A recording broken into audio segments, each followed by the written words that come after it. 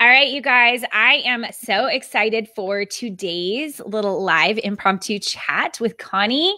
Connie, thank you so much for hopping on. I am so excited to introduce you guys to Connie because Connie and I met recently through her summit. I was a guest as a part of her summit, and it was all around abundance and money and mindset. And I know that it's kind of sometimes a taboo topic, but I think it's a very important topic, number one. And number two, it relates so much to getting rid of the clutter and how money and clutter interact together, why they make such a big impact. So I'm really excited to dive in with you today, Connie. Thank you so much for coming on and sharing with us. Yeah, thank you so much for having me. And I'm glad to be a part of this. Yeah. So, okay. So I already gave everybody a little bit of a backstory about the fact that you ran a summit and I was a guest there for you. It just kind of ended this last month, or this month. It was this month. Yep. We're right now. So yes. Yeah. You're like just now starting to breathe again. Yeah. I know that feeling. I know it.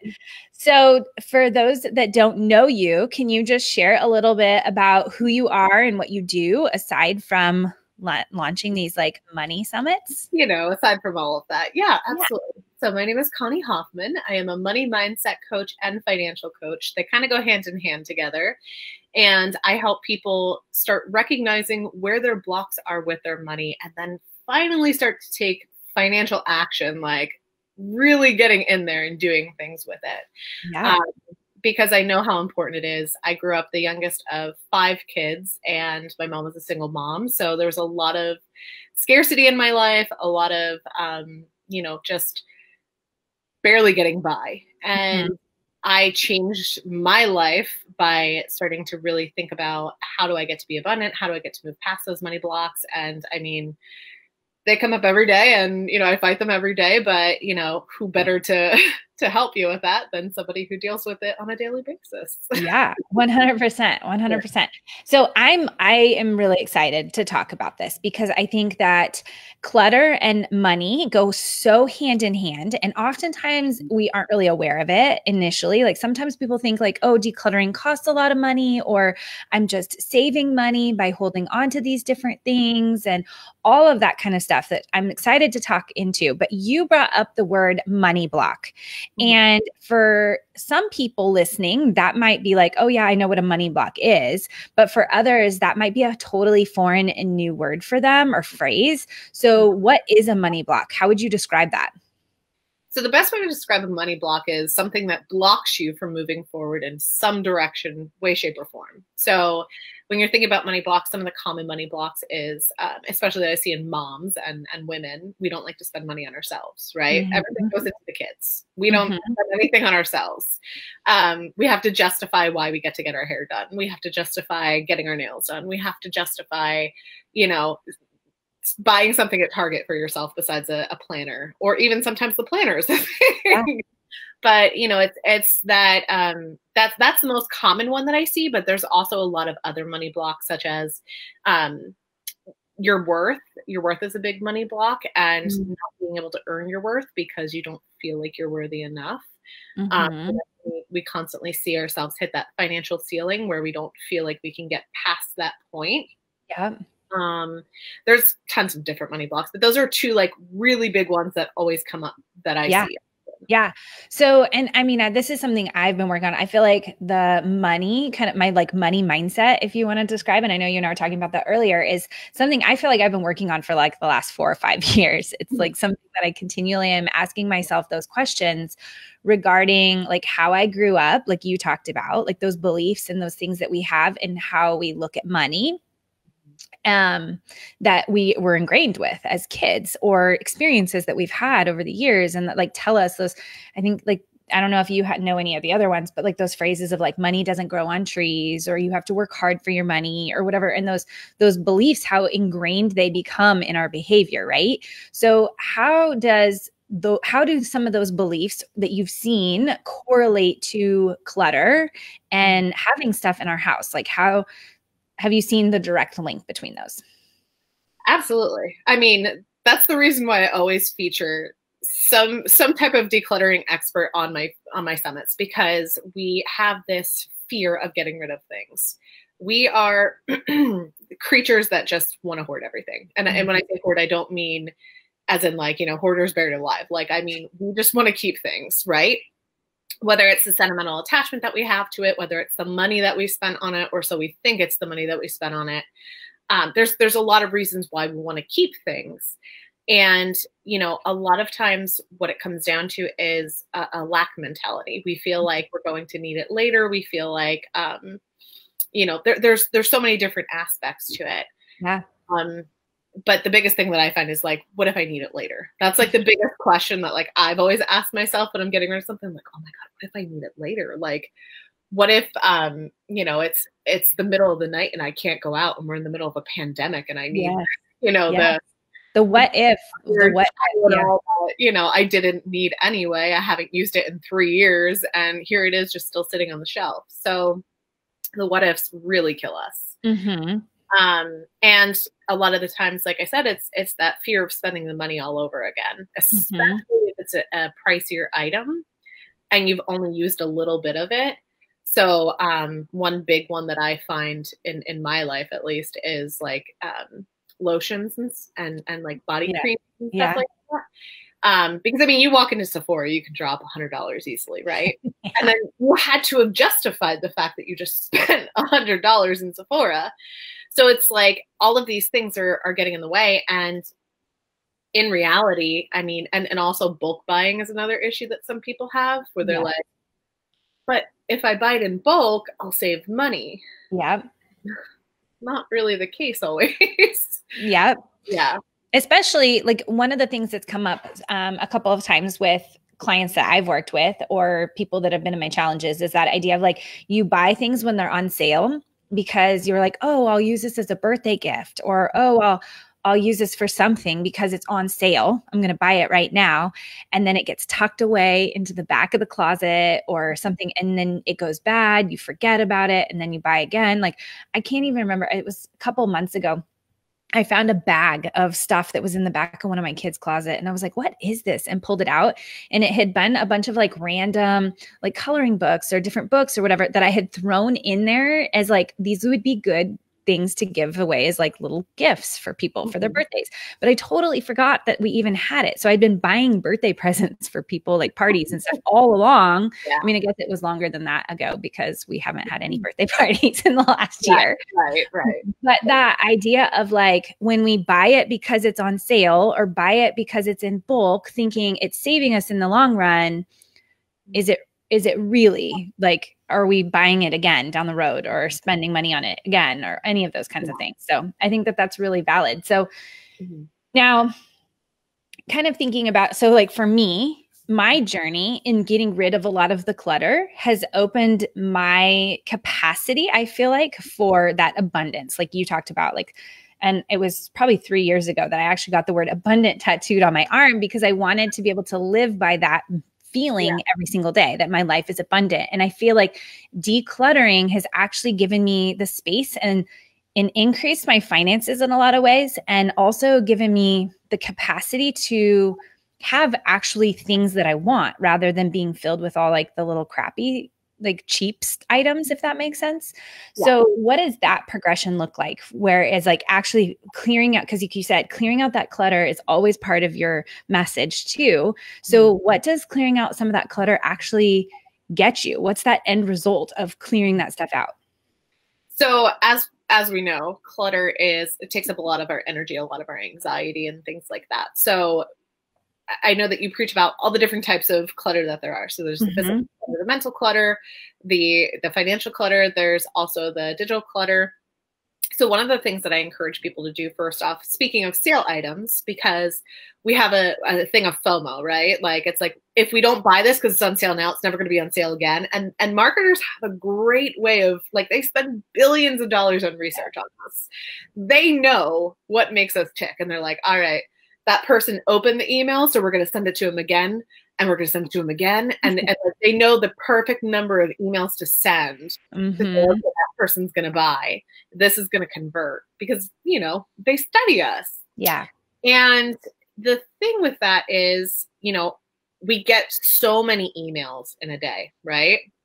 how many emails do you get from Kohl's in a day? I had to unsubscribe from Kohl's because Yeah. I got so many emails, and like, you know, then I have this mindset of like, okay, I'm gonna buy this. I'm gonna get the Kohl's cash for it, and then I'll have Kohl's cash, and then I can buy like gifts with Kohl's cash or clothes with the Kohl's cash, and then the Kohl's cash expires, or you have to spend a certain amount to get that Kohl's cash, and then, you know, like then you're just adding more things in there. So the first thing that I usually recommend to people is clear out your digital clutter. Subscribe from those vendors. You know, and a lot of people have emotional attachments to like, what if I miss a sale? Yes. If you need something, you will shop for it. Yep. If you need something, you will shop for it. So, you know, that stops you from bulk buying. That stops you from, you know, just throwing your money out the door. Yep. So that's one big correlation. But another thing that I found is when we clear a lot of the things out of our house. So, you know, I've done not minimalism, but decluttering and things like that. And, you know, it's a process. Put more stuff in, then you're like, all right, crap, I got to do it again.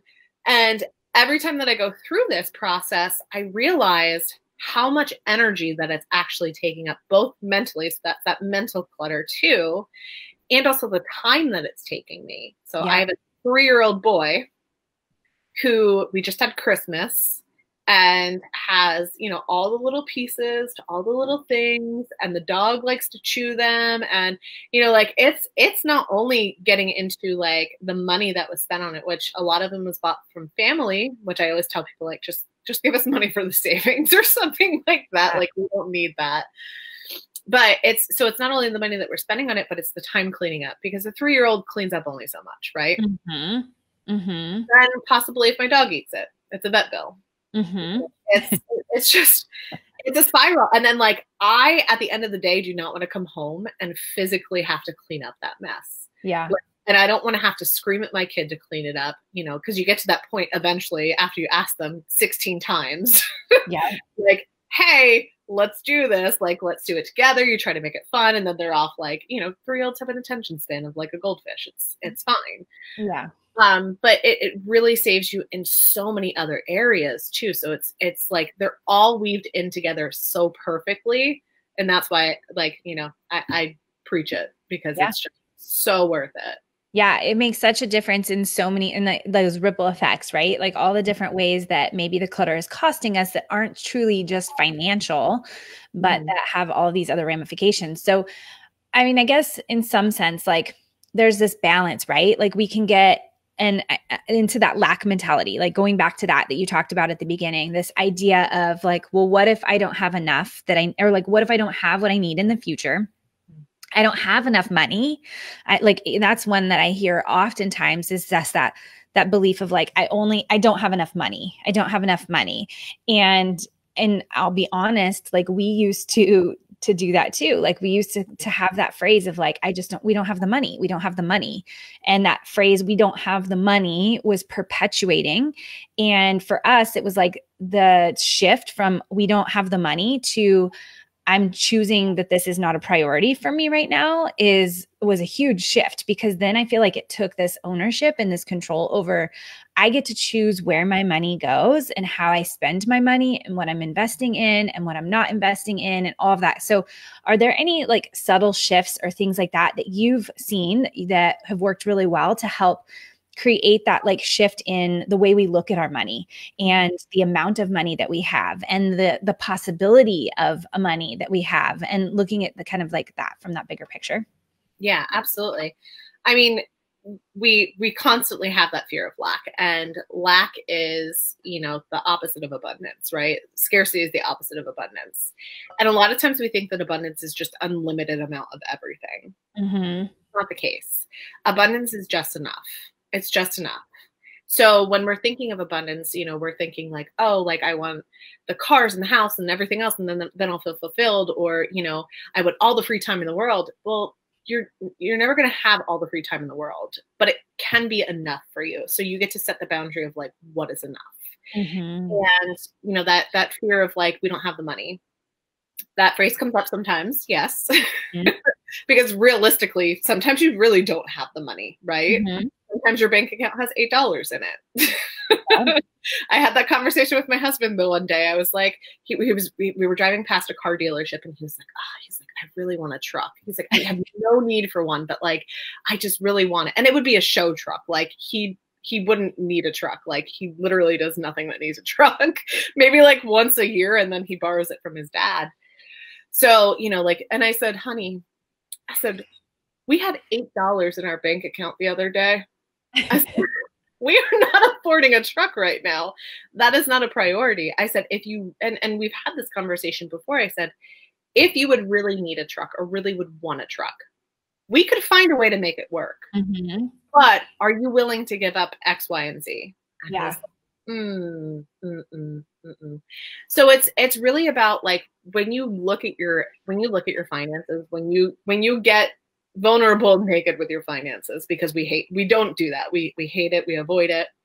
But when you actually get naked and vulnerable with your finances, you will see where your finances go. You'll see where your priorities are. Mm-hmm. So if you're, spending all of this money on this stuff that is not bringing you joy, it's just something you have to clean up. It's something that like, is just really making you upset or angry or anxious, even if you're not consciously aware of it. Mm-hmm.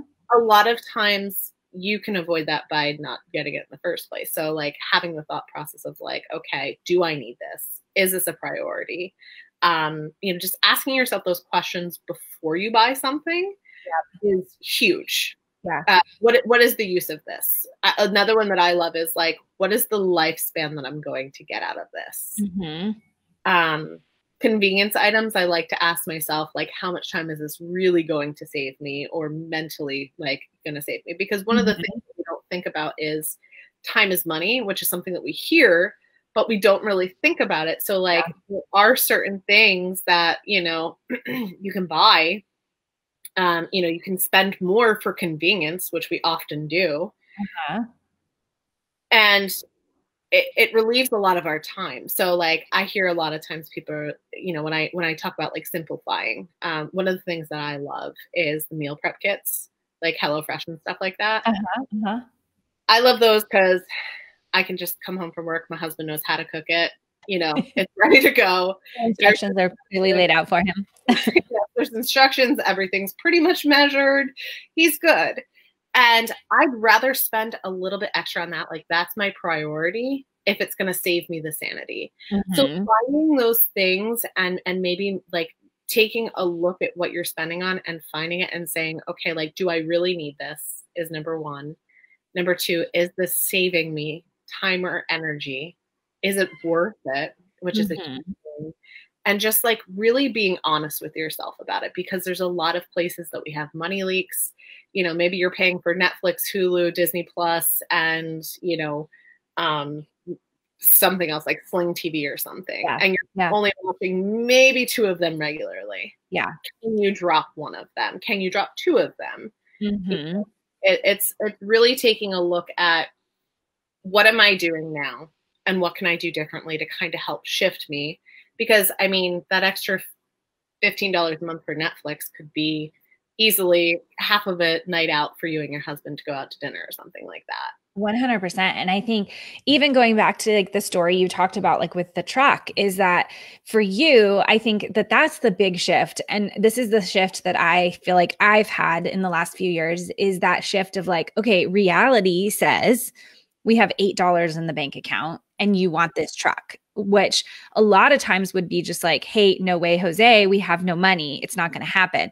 But the shift I heard in you, what you said was, hey, reality is there's $8. But if you really want the truck, let's figure out a way to make it work. And in that situation, for him, the cost didn't outweigh, right? Like he very well was like, scratch the truck. Yeah. But if he had said, no, I really want this truck, like this is a truck that I really want, exactly what you just said in terms of like getting naked and vulnerable with your finances and looking at and giving a really hard look at where are my priorities right now? Where am I spending? Does it all match up? Does it align? can we shift some things to make this other thing that I really truly desire, that I think is wonderful, can we adjust so that it's achievable? And I think that is what that if I were to like nail the lack versus abundance mindset down into one nutshell, it's probably that, like that idea of possibility rather than looking at what the current circumstances truly are, like, hey, $8 versus what's possible. What could we make happen? Like you could, I mean, if it truly was something he absolutely wanted, he could probably pick up a couple extra shifts at work, or he could pick up a side hustle, or you could do some extra stuff, or you, like you said, you cut down your spending or whatever it might be. But like, it's that shift. Yes. It's finding a way. It's like, you know, where there's a will, there's a way. So if you really want something, you're going to make it happen, right? Most of the time, like if you truly, truly want it and it's aligned with your vision, it's aligned with your dreams, it's aligned with your purpose, most of the time you're going to make it happen. I mean, you have $20 in the bank account and that $7 latte is calling your name and you just really need that latte. A lot of times you're going to go out and spend because you're like, oh, well, I got like $10 left after it, $12 left after it. So I'm good. Yeah. And, you know, it's really understanding, like, is this important to me? Is it a priority? And if it is, okay, how do we get to make this work? Yeah. Yeah. And I mean, even it's just like, it takes that step back and allows you to operate from intention with where your money is being spent. And I know you and I were talking about this beforehand, like the idea of a budget sometimes gets this negative rap. And so I've kind of adopted this way of like calling it my spending plan. And so I think just that subtle shift of feeling like a budget is restrictive versus a spending plan operates with my priorities as the first foremost thing, right? So I look at my money and I say like, hey, these are the things that matter the most to me. So I'm going to delegate the money in that way so that it aligns with trying to create that life that I want, or with those priorities that matter the most to me first, versus just willy-nilly going through life and then sitting there feeling like, well, I just don't have the money. I just don't have the money. I just don't have the money, which I think is so easy for us to get caught up in that cycle. And I know this kind of goes a little bit differently, but for me and Joe, like when we got married, we were living in a really tiny little apartment, you know, like all the stuff. Like I look back at the amount of money on our taxes, like when I like going through like 7, 8, 10, 12 years ago on our taxes, the amount of money that we were making it's like steadily inclined, right? Like as my husband got a new job and got promoted and all these kinds of things. But you look back and that mindset of like, there's never enough has been the same consistently, no matter what amount of money that we're making. And so it brought me back to this idea of like, oh my gosh, it really isn't the number. It's not the amount of money that you make that makes all the difference. It's the way you think about your money and what you do with it and that spending plan that you have, rather than the actual number. Because like you can always say, oh, well, when I just make X amount of money, then things will be different. But I watched that happen. Like our money has steadily inclined over the years as my husband continues to move up in his company. But yet that same mindset stuck. Of that same mindset that we had 12 years, something years ago when we were broke and I was going to grad school and living off top ramen. Like, but you still keep the same mindsets, if that makes sense. Yep. So one actually known fact that like, if you study humans, this is the thing. When your salary increases, your lifestyle increases. So think about it. The last time that like maybe he got a promotion or something like that, and this happens in my house too, you know, before I started all this work, but it still happens occasionally. You know that he's getting a bonus. You know that he's getting a raise. You pre-plan that money right away, right?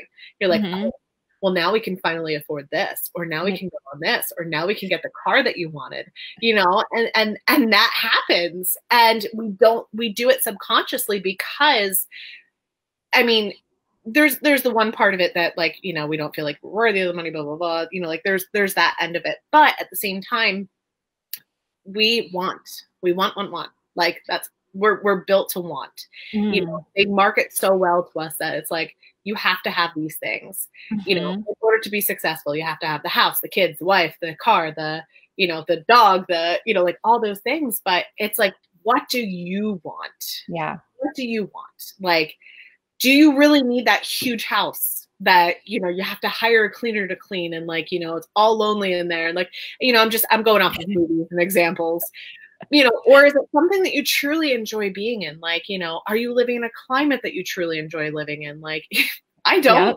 You know, my husband wants to be here, so I compromise for that. I'm in the East Coast, in the Northeast. It's freezing. Like it's bitter cold today, and I'm like, I said to my husband the other day, I was like, can we move somewhere where it's warm all the time? I mean, Come stay with us. it'd probably be like Florida or California, and then like you have the hurricanes and stuff. And I'm like, nah, I don't know. But hurricanes here in San Diego. Hurricanes not in San Diego, you guys have the earthquakes, but Florida, it's more hurricanes and stuff like that. You know, it's like at the same time, it's like, you know, we love our house. We love that we live in the middle of nowhere. We love that we have a view of a beautiful, like the beautiful Appalachian Mountain right out our front door. Like it's something that truly fills us with joy. Like when it's actually warm out, we can go outside, sit on the porch, have a cup of coffee together, just enjoy it, go in the backyard, like have the hammock. You know, we have something that truly fills us with joy. And, you know, you just have to take that reality check of like, is what I'm living right now really what I want to live, number one? Because we're always going to want more, right? That's always going to happen. But also too, looking at like, what do I really want? Like, if this isn't what I want, what do I really want? Like, would I be okay with living in an apartment in, you know, the city or something like that? I mean, probably the same amount for rent, honestly, that it is for a mortgage here. But you know, it's like really understanding what are your priorities, what do you want, and then also like what can you compromise on? Yeah, for sure. And I think that that's where, like for me, living what I call like a decluttered life is really about living a priority driven life. And that it really is about cutting away the excess, whether that be in your spending, whether that be in the stuff that you have in your house, whether that be where you're spending your time, whatever it might be. It's like cutting away that excess so that you're living a life with intention and knowing that consciously you get to choose what that looks like, if it's grand, if it's small, if it's whatever. And that if there's something that you want that's outside of what your current means reality are, how can you create that possibility going forward? So I think that we've touched on so much, so much today. Yeah. So Connie, I think that this is a really valuable conversation. And I think you and I both overlap in so many different ways in what we are trying to help women learn, is that they get to create this abundant life, and that abundance looks very different for each and every single one of us. And like what that definition of what we desire or what's possible for us, all of that is so unique to each and every single one of us. So if somebody wants to get in touch with you and find out more about like the actual financial side of what do you do, how do you align your finances with your priorities, like all of that kind of stuff, how can they get in touch with you? Yeah, so I have my Facebook page, which is Connie Hoffman Coaching. My Facebook group is Creating Freedom in Abundance. My website is conniehoffmancoaching.com. You can email me. I think the link's on there. My Instagram is linked on there. So anyway, I'm available in all the different ways, shapes, and forms. I just don't do Twitter. That's the only thing. I know. I don't understand it, but not on Twitter much. But yeah, so you can find me any of those ways. And I'm happy to just chat with you and see what's up, and, you know, see if you have any questions or just kind of pick my brain. I'm good with that. Awesome. Thank you so much, Connie, for jumping on. It was a pleasure having you. And I hope everybody has a fabulous, wonderful day. If you're wondering, what do I do about my finances? How do I create more abundance in my finances? Like all of that kind of stuff, go over and check out Connie. I'm your girl. Thanks for having me, Renee. Yes.